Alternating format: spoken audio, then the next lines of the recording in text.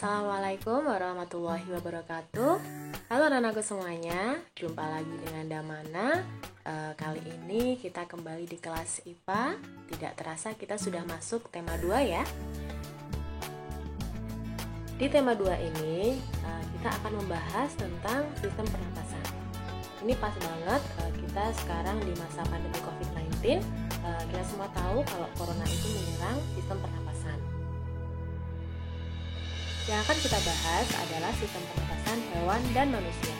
Tapi nanti porsi yang lebih banyak ada di sistem pernapasan manusia. Dari alat pernapasan, kemudian penyakit yang menyerang, hingga cara menjaga kesehatan pernapasan. Jadi siapkan konsentrasimu untuk fokus dalam mempelajari materi ini. Oke, langsung saja semangat kita ikuti materi sistem pernapasan hewan dan manusia.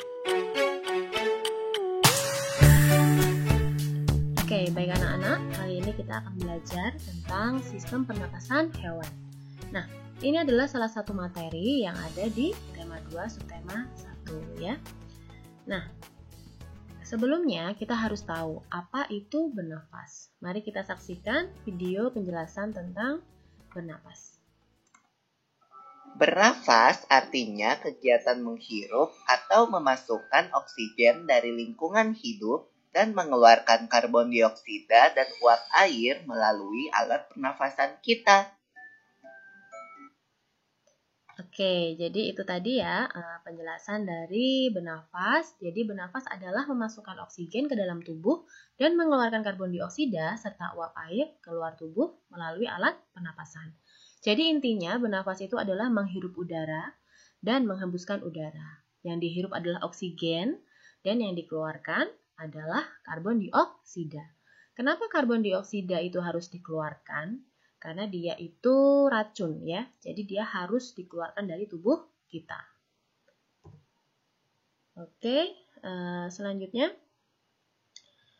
Jadi bernafas itu merupakan salah satu ciri makhluk hidup. Makhluk hidup itu ada manusia, hewan, dan tumbuhan.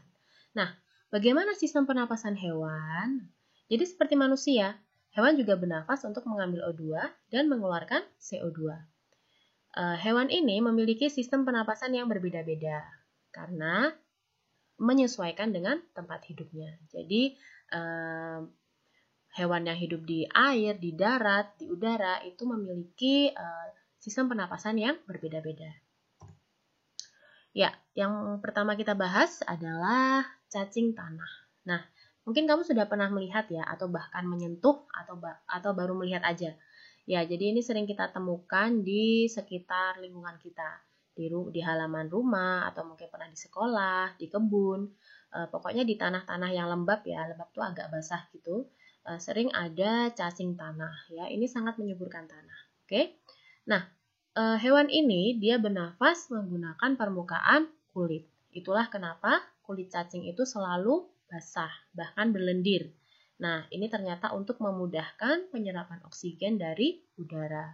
Jadi di balik kulit cacing yang tipis tadi itu ada pembuluh darah yang berfungsi untuk menyerap oksigen dari udara itu. Kemudian diedarkan ke seluruh tubuh dan karbon dioksidanya juga dikeluarkan melalui kulit.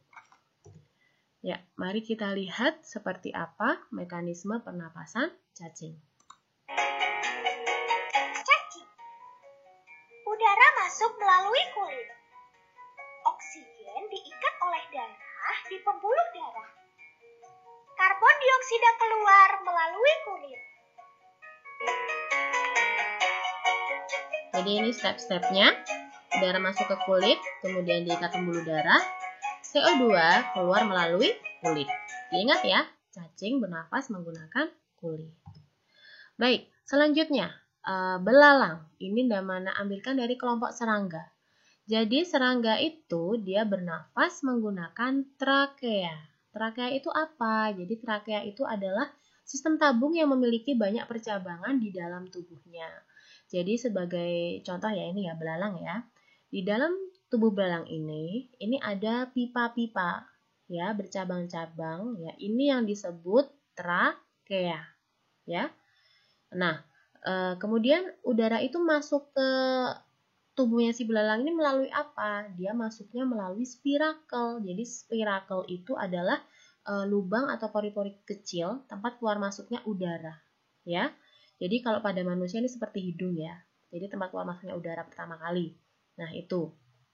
Jadi setelah udara masuk ke spirakel, kemudian dialirkan ke trakea, dari trakea ke trakeol. Trakeol itu apa? Trakeol adalah percabangan dari trakea. Di sini sudah ada perbesaran gambarnya ya. Udara masuk ke trakea ya. Kemudian disalurkan ke trakeol, ke percabangan yang lebih kecil lagi. Begitu ya. Kemudian udara kotornya dikeluarkan juga melalui spirakel atau stigma. Nah, mari kita lihat bagaimana mekanisme pernapasan belalang. Belalang. Udara masuk melalui spirakel. Udara mengalir ke trakea. Kemudian, udara mengalir ke trakeola. Terjadi pertukaran oksigen dan karbon dioksida di trakeola. Karbon dioksida mengalir ke trakea. Karbon dioksida keluar melalui spirakel. Oke, itu tadi ya untuk belalang ya. Jadi bernafasnya menggunakan trakea, kemudian tempat keluar masuk udaranya adalah spirakel atau stigma. Oke, next kita lanjut di kelompok ikan atau Pisces ya. Kalian sudah tahu ya, ikan bernafas menggunakan insang. Kalau kamu pernah membantu ibu kamu memasak ikan, ketika beteti ya, dibedah ikannya, itu akan kelihatan insangnya di bagian belakang kepala sisi kanan dan kiri. Itu warnanya pink ya dan berlembar-lembar, bentuknya lembaran-lembaran, tipis. Nah, kemudian dia dilindungi oleh selaput atau rangka pelindung insang tadi, itu disebut operculum, dilindungi oleh operculum. Nah, operculum ini berfungsi ketika si ikan itu mengambil oksigen, kemudian menghembuskan karbon dioksida, itu operculumnya akan membuka dan menutup. Kalau pas menyerap oksigen, maka operculum akan menutup, ya. Ketika membuang karbon dioksida, maka operculum akan membuka.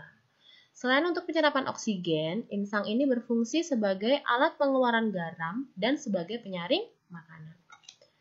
Mari kita lihat bagaimana mekanisme pernapasan ikan. Ikan. Air masuk melalui mulut. Air mengalir ke insang. Oksigen dalam air diikat oleh darah di pembuluh darah pada insang. Karbon dioksida dikeluarkan bersama air melalui insang. Ya, itu tadi cara bernafasnya ikan ya. Khusus untuk ikan yang hidup di lumpur ya, seperti ikan lele, dia punya alat pernapasan khusus yang disebut labirin ya. Nanti kita akan bahas lebih lanjut tentang labirin. Oke, selanjutnya dari kelompok amfibi, di sini contohnya adalah katak. Jadi amfibi itu adalah hewan yang hidup di darat dan di air ya. Jadi contohnya katak dan salamander. Kamu bisa cari di internet, di Google ya, salamander seperti apa kalau belum tahu ya. Nah, jadi katak ini kan hewan yang bermetamorfosis ya. Jadi di setiap tahapan daur hidupnya itu bentuk tubuhnya berbeda. Nah, jadi ketika katak bertelur, nah telur menetas itu tidak langsung badannya itu menyerupai katak dewasa, tidak. Jadi setelah bertelur, dia itu bentuknya yang pertama adalah kecebong atau berudu. Nah, ini ya. Mungkin kamu pernah lihat ya, kayak ikan kecil-kecil kayak gitu bentuknya. Nah, saat menjadi berudu, dia itu bernafasnya menggunakan insang luar, ya. Setelah 9 hari berubah menjadi insang dalam. Nah, insang dalamnya itu nanti lama-kelamaan akan membentuk paru-paru. Jadi, katak dewasa itu dia bernafas menggunakan paru-paru dan permukaan kulit. Nah, itulah kenapa permukaan kulitnya katak selalu terlihat basah ya. Jadi kulit basahnya itu digunakan untuk memudahkan penyerapan oksigen dari udara. Oke. Mari kita perhatikan bagaimana mekanisme pernapasan katak. Katak. Udara masuk melalui hidung. Udara mengalir ke rongga mulut. Kemudian, udara mengalir menuju paru-paru. Terjadi pertukaran oksigen dan karbon dioksida di pembuluh darah pada alveolus. Karbon dioksida mengalir ke rongga mulut. Karbon dioksida keluar melalui hidung. Ya, itu tadi ya mekanisme pernapasan kata. Jadi tolong diingat, untuk kata dia bernafas menggunakan paru-paru dan permukaan kulit. Ya, selanjutnya dari kelompok reptilia, reptil, Anda mana ambil contoh kadal. Ya, contoh hewan reptil masih ingat? Ada kadal, ular, buaya, komodo, cicak, iguana, dan lain-lain. Nah, jadi reptil ini bernafas menggunakan paru-paru. Bisa dilihat ini ada gambarnya ya. Jadi ada lubang hidung, kemudian ada glotis, terus ini ada trakea. Dia juga punya trakea. Jadi kita juga punya trakea. Trakea itu tenggorokan ya kalau di kita. Nah, kemudian ada paru-paru.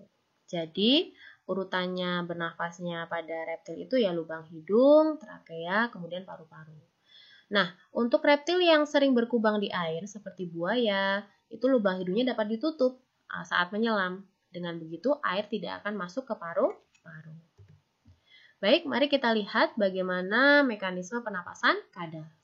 Kadal. Udara masuk melalui hidung. Udara mengalir ke tenggorokan. Kemudian, udara mengalir menuju paru-paru. Terjadi pertukaran oksigen dan karbon dioksida di pembuluh darah pada alveolus. Karbon dioksida mengalir ke tenggorokan. Karbon dioksida keluar melalui hidung. Oke, jadi itu ya cara bernafasnya si kadal. Sama seperti manusia ya, dari hidung, kemudian ke tenggorokan, kemudian paru-paru. Tenggorokan itu trakea ya. Nama lainnya trakea. Nah, selanjutnya kelompok burung, aves. Jadi aves itu kan ada burung, ada unggas. Di sini mana ambil contoh yang burung ya. Nah, jadi burung ini saat tidak terbang, dia bernafas menggunakan paru-paru. Nih, ini gambar paru-parunya. Ya, jangan terkecoh sama yang ini. Oke. Nah, saat terbang ya, dia tetap pakai paru-paru, tapi paru-parunya itu diisi udara dari sumber udaranya dari pundi-pundi udara. Maaf ya, saat terbang di udara penapasannya dibantu oleh pundi-pundi udara. Jadi suplai udaranya didapat dari kantong udara tadi itu. Nah, saat tidak terbang, si burung itu menghirup udara sebanyak-banyaknya. Sehingga saat terbang, udara dihembuskan dari kantong udara atau pundi-pundi udara ke paru-paru. Jadi ini pundi-pundi udara. Ya. Kemudian ini paru-paru. Dia juga punya trakea di tenggorokan ini ya, dan lubang hidung. Jadi lubang hidung, trakea, paru-paru. Saat terbang, udaranya diambil dari kantong udaranya. Ya, kemudian dialirkan ke paru-paru. Selain itu, ada beberapa fungsi pundi-pundi udara. Selain sebagai tempat menyimpan udara, dia juga sebagai membantu burung saat terbang, kemudian mencegah hilangnya panas tubuh dan memperkeras suara. Tolong diperhatikan ini ya, fungsi pundi-pundi udara. Baik, mari kita lihat bagaimana cara bernafas burung. Burung. Udara masuk melalui hidung. Udara mengalir ke tenggorokan. Sebagian udara mengalir ke paru-paru dan sebagian ke kantong udara. Terjadi pertukaran oksigen dan karbon dioksida di pembuluh darah pada alveolus dalam paru-paru.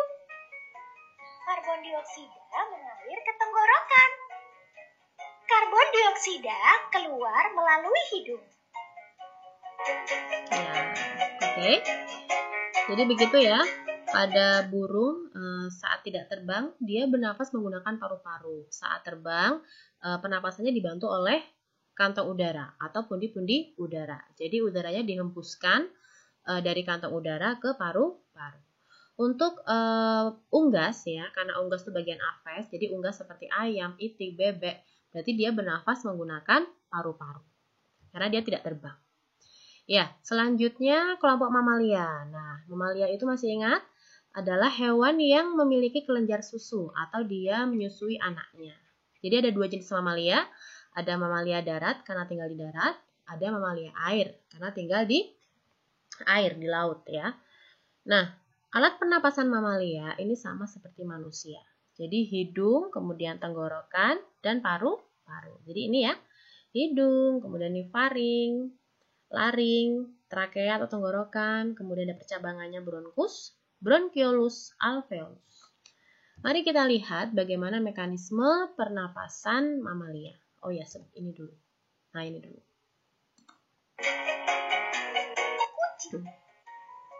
Udara masuk melalui hidung. Udara mengalir ke tenggorokan. Kemudian, udara mengalir menuju paru-paru. Terjadi pertukaran oksigen dan karbon dioksida di pembuluh darah pada alveolus. Karbon dioksida mengalir ke tenggorokan. Karbon dioksida keluar melalui hidung. Ya, itu tadi pada mamalia yang hidup di darat. Di sini Damana ambil contoh kucing. Bagaimana dengan mamalia yang di air? Nah, silahkan tugas kamu ya, cari informasi di internet tentang bagaimana sistem pernapasan lumba-lumba dan paus. Silahkan kamu cari di Google atau di YouTube, boleh. Baik anak-anakku, itu tadi yang dapat Damana sampaikan terkait sistem pernapasan dari beberapa hewan. Semoga kalian paham ya dan mudah mengerti. Nah, untuk menguatkan pemahaman kalian, silahkan kalian baca juga buku kalian.